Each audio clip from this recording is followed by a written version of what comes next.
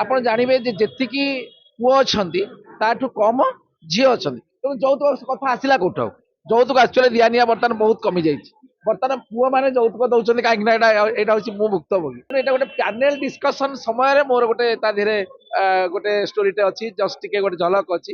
ମୋର ଅଛି ନା କଟି ଯାଇଛି ମୁଁ ଜାଣିନି। ଗୋଟେ ଭଲ ଝିଅଟେ ମିଳିବା ଇଜ ଟୁ ଡିଫିକଲ୍ଟ। ସମସ୍ତେ ଖୋଜୁଛନ୍ତି ଆମ ପରିବାରକୁ ଗୋଟେ ଭଲ ତୁଳସୀଟେ ଦରକାର। ବର୍ତ୍ତମାନ ତୁଳସୀ ଜାଗାରେ ସମାଜରେ କାକ୍ଟସ ଗଛ ଗୁଡା ବହୁତ ଭର୍ତ୍ତି।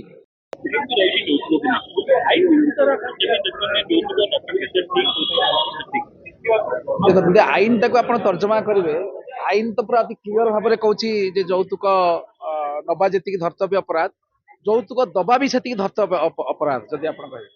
କିନ୍ତୁ ଏଇ ଯୋଉ ଗୋଟେ ଏଇଟା ଗୋଟେ ଭିନ୍ନ ଧରଣର ଫିଲ୍ମ ହେଇଛି।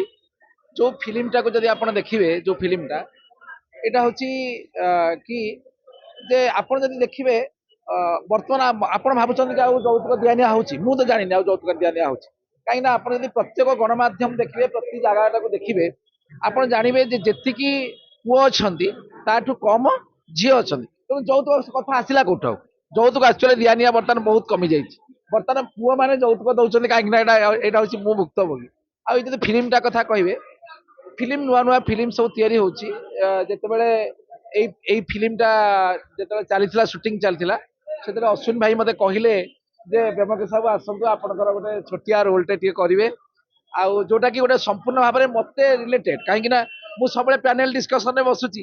ତେଣୁ ଏଇଟା ଗୋଟେ ପ୍ୟାନେଲ ଡିସ୍କସନ ସମୟରେ ମୋର ଗୋଟେ ତା ଦେହରେ ଗୋଟେ ଷ୍ଟୋରିଟେ ଅଛି, ଜଷ୍ଟ ଟିକେ ଗୋଟେ ଝଲକ ଅଛି। ମୋର ଅଛି ନା କଟି ଯାଇଛି ମୁଁ ଜାଣିନି। କିନ୍ତୁ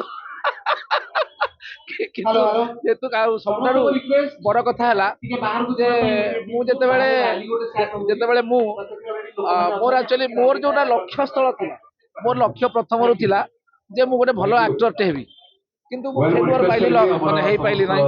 ତେଣୁ ଦ୍ୱିତୀୟ ଜିନିଷ ଯେ ହେଲା ଆପଣଙ୍କର ମୁଁ ଗୋଟେ ଭାବୁଥିଲି ଯେ ଗୋଟେ ଗୋଟେ ଭଲ ଡିଫେନ୍ସରେ କାମ କରିବି, ସିଏ ବି ଫେଲୁଅର। ଯାହା ହଉ ଭଗବାନଙ୍କର ବୋଧେ ଆଉ କିଛି ଆଶୀର୍ବାଦ ଥିଲା, ମୁଁ ବନ୍ଧା ହେଇକି ଜେଲକୁ ଗଲି। ଆଉ ତାପରେ ପୁରୁଷ କମିଶନ ଟା ଆରମ୍ଭ ହେଲା। ଆଉ ନିଶ୍ଚିତ ଭାବରେ ଯୋଉ ଫିଲ୍ମଟି ନିଶ୍ଚିତ ଭଲ ଚାଲିବ। ସରି ଦେଖନ୍ତୁ କଣ କାହାଣୀ ମୁଁ ଏପର୍ଯ୍ୟନ୍ତ ଜାଣିନି। ମୁଁ ଗୋଟିଏ ଜିନିଷ ଜାଣିଛି, ମୋର ରୋଲଟି ଅଛି, ମୁଁ ଆସିଛି ଦେଖିବା ପାଇଁ। ନିଶ୍ଚିତ ଭାବରେ ଏଇଟା ଭଲ ହବ ବୋଲି ମୋର ଆଶା ଆଉ ବିଶ୍ୱାସ।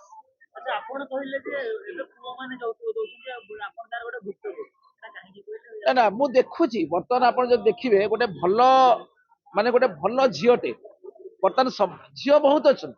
ଭଗବାନ ଶ୍ରୀକୃଷ୍ଣ କହିଲେ ଗୀତାରେ, ମୁଁ ହିଁ ସ୍ରଷ୍ଟା, ମୁଁ ହିଁ ସ୍ରଷ୍ଟା, ମୁଁ ସୃଷ୍ଟି ତିଆରି କରିଛି। ତେଣୁ ଭଗବାନ ଯେତିକି ପୁରୁଷ ତିଆରି କରିଛନ୍ତି, ଠିକ ସେତିକି ମହିଳା ମଧ୍ୟ ତିଆରି କରିଛନ୍ତି।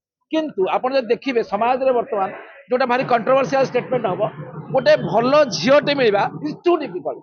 ସମସ୍ତେ ଖୋଜୁଛନ୍ତି ଆମ ପରିବାରକୁ ଗୋଟେ ଭଲ ତୁଳସୀଟେ ଦରକାର। ବର୍ତ୍ତମାନ ତୁଳସୀ ଜାଗାରେ ସମାଜରେ କାକ୍ଟସ ଗଛ ଗୁଡା ବହୁତ ଭର୍ତ୍ତି, ବୁଝିପାରୁଥିବେ।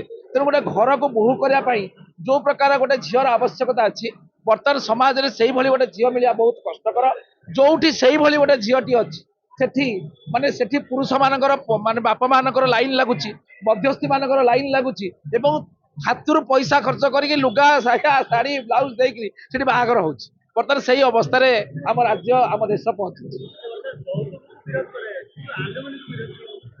ଶୁଣନ୍ତୁ, ଏଟା ସମୟ ଆସୁଛି, ଧୀରେ ଧୀରେ ଏଟା ପରିବର୍ତ୍ତନ ହବ। ଏବେ ଅନେବୁଲ ଆପେକ୍ସ କୋର୍ଟ ତାଙ୍କର ଜଜମେଣ୍ଟରେ କହିସାରିଲେଣି, ଏବଂ ଆହ୍ଲାବାଦ ହାଇକୋର୍ଟ ନିୟରରେ ଆପଣ ଅତି କମ ଦିନ ଭିତରେ କହିଛନ୍ତି, ଆପଣ ଯଦି ଜଣେ ଇନକମ କଲା ଭଳିଆ ଜଣେ ମହିଳା, ତାହେଲେ ଆପଣ ଆର୍ଲିମନି ନେବା ପାଇଁ କୌଣସି ପ୍ରକାର ହକଦାର ନୁହନ୍ତି। ଆର୍ଲିମନିଟାର କନସେପ୍ଟଟାକୁ ଆପଣ ମାନେ ବୁଝିବା ଦରକାର। ଆର୍ଲିମନିଟା ହଉଛି ଏଇଥିପାଇଁ ଯେ କେବଳ ଗୋଟେ ଲୋକର ଚଳଣି ପାଇଁ। ଯଦି ଗୋଟେ ଲୋକ ପାଠଶାଠ ପଢିଛି, ଲୋକ ରୋଜଗାର କରୁଛି, ତାର ଚଳଣି କଣ ଦରକାର? ସେ ତ ନିଜେ ୟର୍ନ କରୁଛି। ତେଣୁ ଆର୍ଲିମନିଟା ବର୍ତ୍ତମାନ ଧୀରେ ଧୀରେ ବନ୍ଦ ହବ।